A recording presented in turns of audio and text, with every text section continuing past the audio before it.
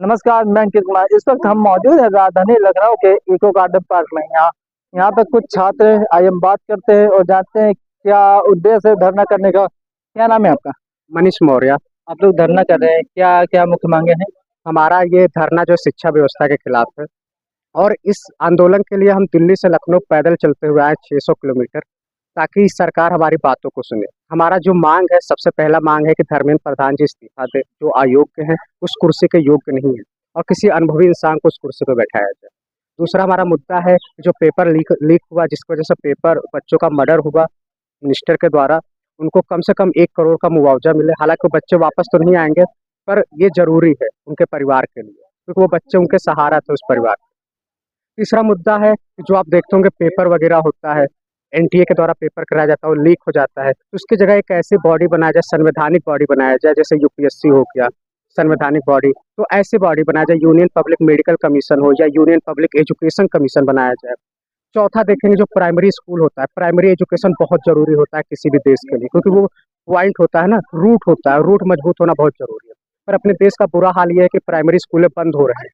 जो primary school के teacher होते हैं उन्हें बीएलओ बना देते हैं, उनसे जनगणना कराते हैं, तो उसके लिए कोई अलग पोस्टिंग निकाली जाए और उनसे सिर्फ शिक्षण कार्य ही कराया जाए। यूपीएससी का जो पेपर होता है, जीएस का जो पेपर है, वो कन्वेंशनल पेपर हो और सीसैट में लेवल प्लेइंग फील्ड हो। ऐसे कहीं से नहीं उठा के वो क्वेश्चन रखते, ऐसे पेपर नहीं आने चाहिए। यही हमारे मुद्दे हैं मुख्य रूप से। पेपर लीक होता है, ये कहाँ से लीक होता है? जो कहते हैं कि मतलब जिन्होंने बनाया या अदर, तो कैसे क्या पेपर लीक हो को रोकने के लिए क्या करना चाहिए? पेपर लीक को रोकने के लिए कि जो सिस्टम होता है, जैसे एनटीए संस्था है, तो पेपर लीक कई जगह से हो सकते हैं। जहाँ छपता है वहां भी हो सकता है, जहाँ सर्कुलेट होता है वहां भी हो सकता है, या जिस दिन एग्जाम होता है वहां भी पेपर लीक हो सकता है। तो पेपर लीक ना हो, तो इसके लिए अलग से बॉडी बनाई जाए और उनका पूरा काम इसी पे हो। या तो आप किसी कमरे में बंद होकर किसी एक जगह पे, इस तरीके से कोई सिस्टम हो ताकि पेपर लीक ना हो। और इसके लिए जो एजुकेशन मिनिस्टर होता है और ऐसी संस्था हो जो उसे अच्छे से नेतृत्व करे, तभी ये पेपर लीक नहीं होगा।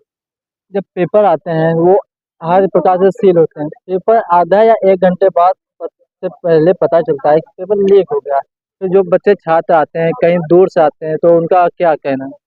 देखिए, अभी जब रीनीट हुआ तो आपने देखा होगा कि एक बच्ची है और वो सेंटर के बाहर इतना रो रही है और उसका पिता मूर्छित हो जा रहा है, वहाँ तड़प तड़प के रोने लग रहा है और उसे एंट्री नहीं मिल रही। ये वही एनटीए है जो पेपर लीक की जिम्मेदारी नहीं लेता। शुरू के दिनों में तो ये कहते हैं कि ऐसा कुछ हुआ ही नहीं, लेकिन जब जांच एजेंसियां सबूत के साथ इनके पास जाती है तब ये एक्सेप्ट करते हैं, और ऐसा कोई पहली बार नहीं हुआ। तो मेरा इस पे स्टैंड ये है कि हम स्टूडेंट्स हैं, हमारी क्या मजबूरी है कि हमें दिल्ली से चलकर यहाँ आना पड़ा। हमारा काम तो पढ़ाई करना था, हमने चुन के आपको भेजा है सत्ता में, हमने आपको भेजा है वो काम करने। और अगर कहा गया है ना कि कुर्सी है तुम्हारा जनाजा, तो नहीं कुछ कर नहीं सकते तो उतर ही जाओ, तो उतर जाओ, छोड़ दो कुर्सी, अपनी अकाउंटेबिलिटी दिखाओ। आप पत्रकार हैं, आप जिस भी मीडिया संस्थान से हैं, अगर आप अपना काम अच्छे से नहीं करेंगे तो आपको इस चीज का डर है ना कि आपकी नौकरी जा सकती है। तो फिर धर्मेंद्र प्रधान जी को इस चीज का डर क्यों नहीं, जब वो विपक्ष में थे? अभी आए दिन ये बात चलती है कि आप लोग टुकड़े टुकड़े गैंग से हैं, आप ये हैं। तो मैं बस ये कहना चाहूंगा कि जब आप विपक्ष में थे और इस देश में कांग्रेस की सरकार थी, तो आपकी जो मंत्री आपकी जो मंत्री बनी बाद में, श्रीमती स्मृति ईरानी जी उस दौरान में सिलेंडर का रुपए, जब सिलेंडर का प्राइस बढ़ता है तो आप संसद में बैठ जाती है सिलेंडर लेकर, संसद के बाहर प्रांगण में। क्या आज वो आजादी है? क्या आप बैठ सकते हैं? क्या प्रधानमंत्री को चूड़ी भेजी खा सकती है? तो अगर आप जिन संवैधानिक मूल्यों से आप सत्ता में आए हैं, जिन संवैधानिक अधिकारों का उपयोग करके आप सत्ता में आए हैं, उन अधिकारों से हमें क्यों वंचित कर रहे हैं? हम सवाल ही तो पूछ रहे हैं। आप मत कीजिए वैसा, हमारा तो काम, हम स्टूडेंट है, हमारा पढ़ाई करना काम है, अपना काम करते हैं, हमें सड़कों पे उतरने की जरूरत नहीं थी, पर आपने मजबूर किया। न कोई फूल, न कोई खुशबू, न कोई फूल, न कोई खुशबू, न रोशनी का सुराग, उस पे ये कांटों की जहालत नहीं देखी जाती।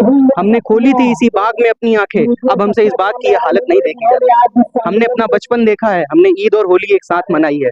और वो कौन लोग हैं जो हमारे अंदर दहशत फैला रहे हैं? वो कौन लोग हैं जो कह रहे हैं कि हमारा धर्म खतरे में? कोई खतरे में नहीं है, कोई भी खतरे में नहीं है। खतरे में वो कुर्सियां हैं, खतरे में वो चीजें हैं जिसके आधार पे उनको पैसा मिल रहा है, कहीं से चंदा मिल रहा है, कहीं से चंदा मिल रहा है, पैसे मिल रहे हैं। राज्यसभा में सांसद खरीदे जा रहे हैं, राज्यसभा में सांसद खरीदे जा रहे हैं, लोकसभा के सांसद खरीदे जा रहे हैं, ठीक है। और एक अजीब तरीके की वॉशिंग मशीन है हमारे देश में, जिसमें जाके हर कोई धुल जाता है।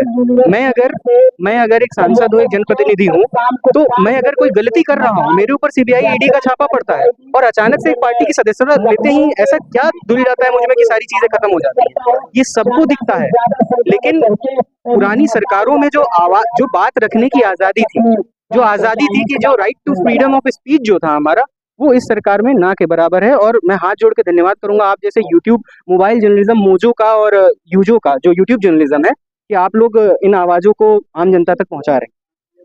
आप क्या कहना चाहेंगे पेपर को लेकर?